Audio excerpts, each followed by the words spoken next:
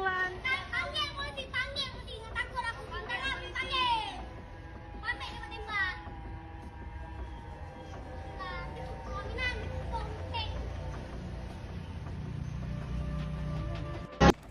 Viral di media sosial baru-baru ini dihebohkan dengan kisah memilukan yang menimpa seorang mahasiswi Universitas Malikus Saleh atau Unima Loksmawe yang mengaku diusir paksa dari tempat kos meski masa sewanya belum berakhir.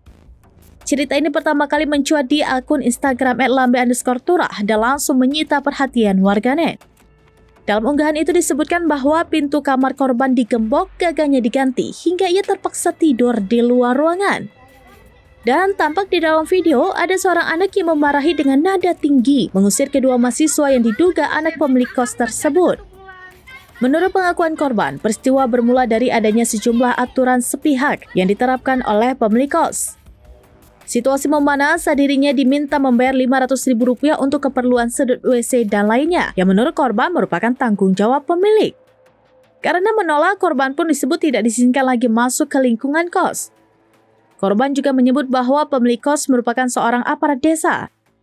Ia menduga hal tersebut menjadi alasan mengapa pihak kos berani bertindak semena-mena terhadap penghuni terutama mahasiswa rantau.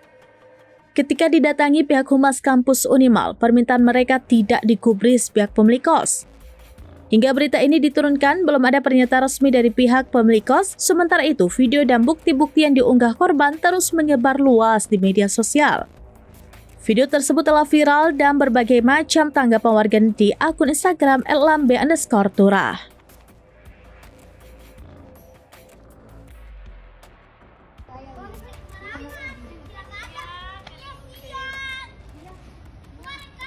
Nggak malu diusir, hak kami masih ada 1 bulan. Panggil polisi, nggak takut aku panggil.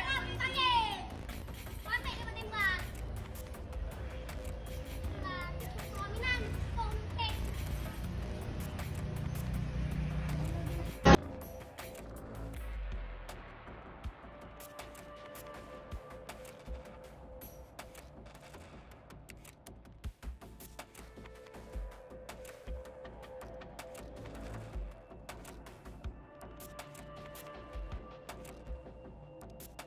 Download Tribun X sekarang, menghadirkan lokal menjadi Indonesia.